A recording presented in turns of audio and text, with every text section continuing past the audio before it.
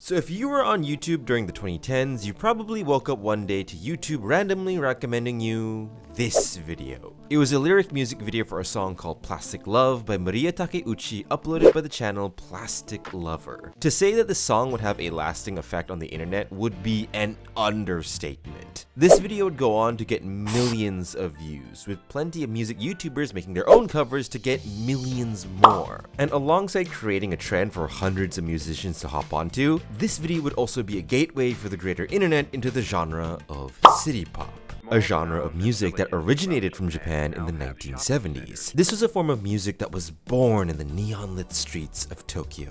These songs celebrated the urban life of Japan. The glitz, the glamour, the promise of endless nightlife, and finding love in a place where you are just one face amongst many. It was the music born from the optimism of the age. And it's the genre of music that everyone on platforms like TikTok use when they make videos about Japan. There's a reason why it works out so well. But the thing is, as dreamy as it sounds, city pop would fade in popularity at a point. It's weird to say, but the genre was heavily tied to Japan's economy. And once Japan's economy shit the bed in the 1980s, so too did the genre of city pop. That's right, Japan's economy killed a genre of music. So what happened, right? For a genre of music that's much beloved now, how could it ever disappear? What even makes city pop so popular, and how the heck does an economy kill a music genre? And the answer to all of that is a lot more complicated than you think.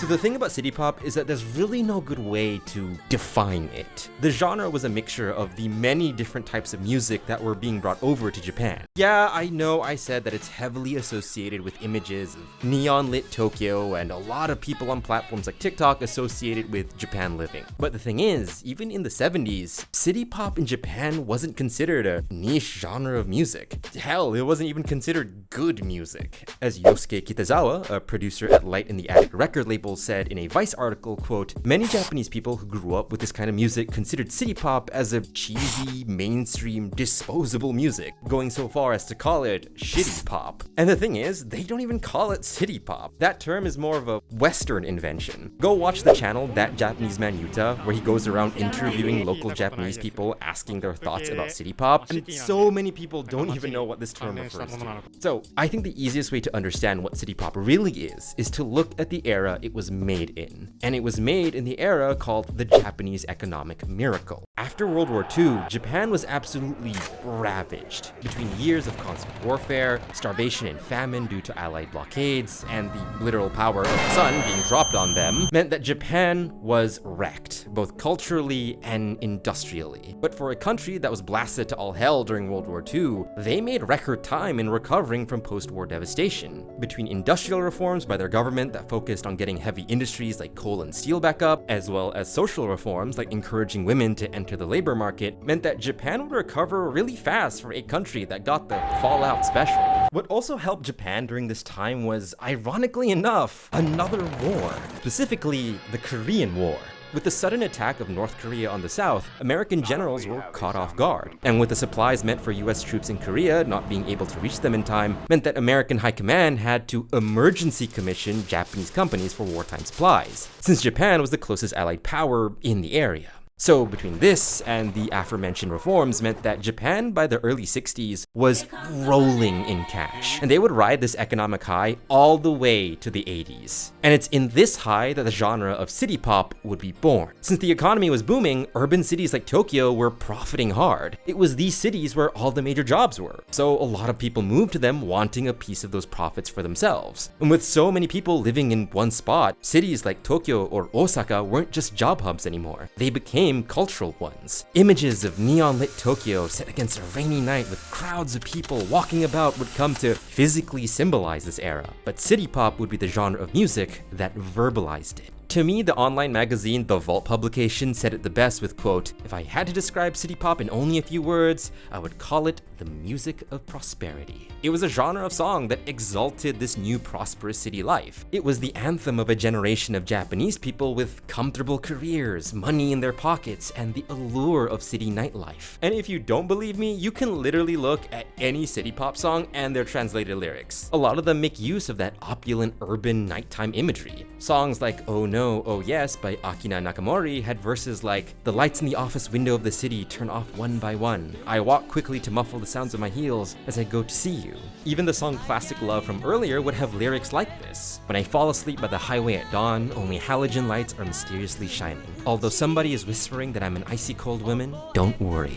Hell, the remastered music video for Plastic Love from a few years ago opened to just 3 solid minutes of driving around nighttime Tokyo. The point is, the good times were here, and these were the songs that came with it. City life was booming, people had money to spend, so why not just say f it for the night and find love in the faceless crowds of Tokyo? Which is, coincidentally, another major running theme in a lot of city pop songs. A lot of them are about unrequited broken love in the endless city streets. These themes and imagery reflected the attitude of the age. The economy is the best it's ever been, my job is secure, and Japan is on top of the world, baby. Let's go out and make some mistakes. But eventually, whatever rises must come down again. The economy that Japan had built for itself over 20 plus years post-World War II would eventually burst, and the celebrated Japanese economic miracle would give way to Japan's lost generation.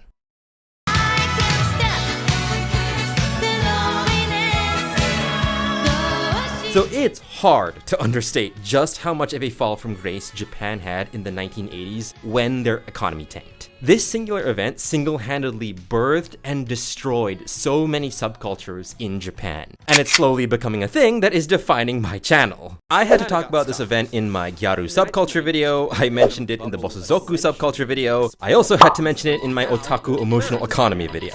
This shows just how pivotal this one event is to so many different subculture communities across Japan. Both my parents have PhDs in microeconomics, so God has ensured that learning about Japan's economy would be their way of getting back at me for not following in their footsteps. And while I can't explain the nitty-gritty of Japan's economy dying, I'm not an economist, I can explain how it killed city pop.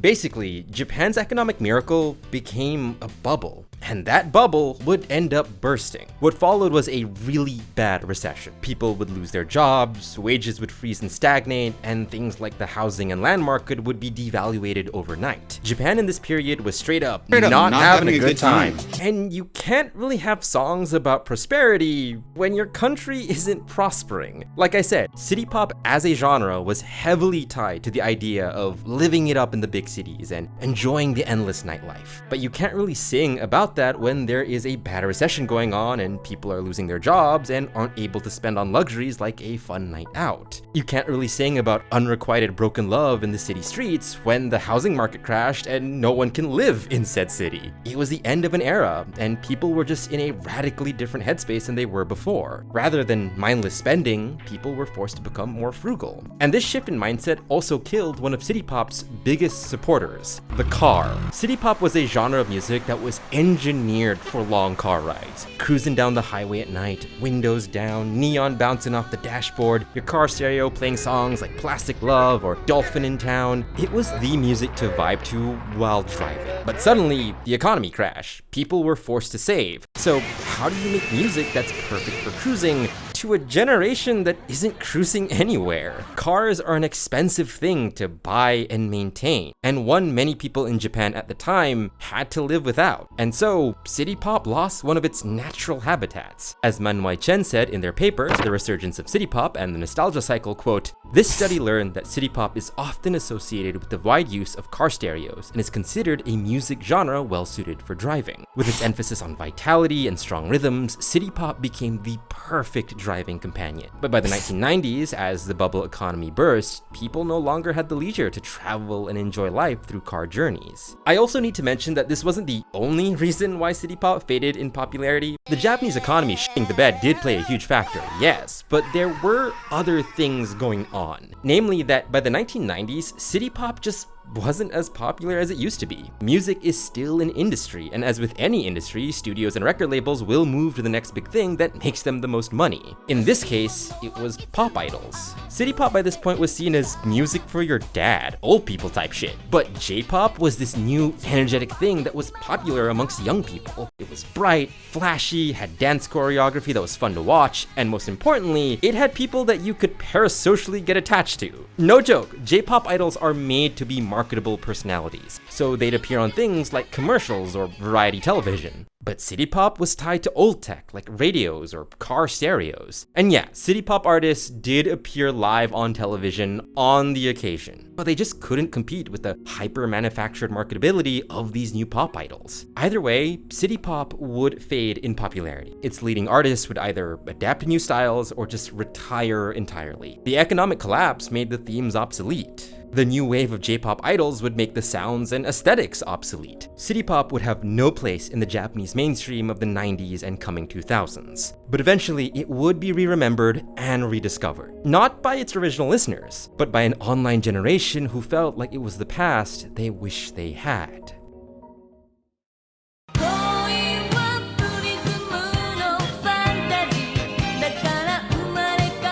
I know online platforms like TikTok can get a bad rap because of things like brain rot and how short-form content absolutely cooks our attention span. But the one great thing about short-form content is just how easy shit can spread around. Once platforms like TikTok or even YouTube Shorts grab a hold of something, the people on those websites are gonna run with it. When Plastic Love was dug up from its shallow grave, it wouldn't be long for the song to be used for videos showing people's vacations to Japan, or J-fashion styling videos. City pop would become again the music to symbolize Japan. And there is actually a reason for this. Man Wai Chen would say again in their paper, quote, "In recent years, a trend in youth culture has been retro. Various post-century pop styles like disco, post-punk, synth-pop, and even funk have re-emerged one after another."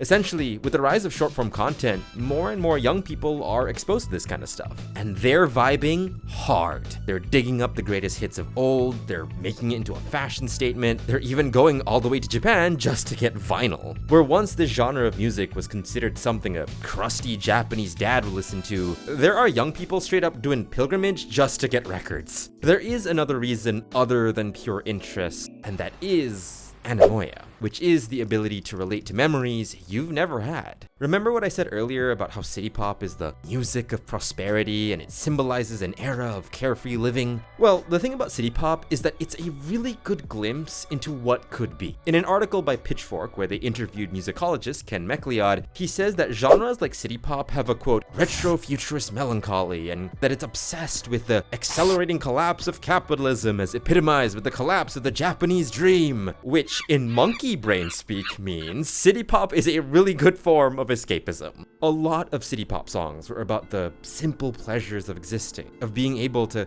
be someone without the anxiety or burnout from the stress of today. They were about a place much brighter and softer. A place where your biggest worry isn't asking when rent is due and if you can afford it, but about asking if you're simply gonna miss the next train home after a fun night out. Like I said, anemoia. You don't need to be Japanese to want the fantasy city pop is trying to sell. To live in the city with no care, to be one of the faceless many, yet still being able to find love under the rush of endless nightlife. It was a decadent time, yeah, but it was a comfortable one. There's a reason why the running joke in a lot of city pop comment sections is about how the song unlocks memories of a past they've never had. It's less about the literal meaning and more about what the song represents. A yearning for a time much different and much better than the one right now. And that's the greatest irony of city pop. It died because people were just too busy trying to get themselves out of a recession. No time for vibes when I can't pay off my mortgage. But it's being revived because so many people feel they're in a bad way. They're mourning a future they lost by celebrating a past they've never had. City pop wasn't just the soundtrack of an era, it was the fantasy of it. Living carefree in a way you didn't need to worry. But when the economy and the culture moved on, the songs became memories. And memories sometimes can become the world's most favorite daydream.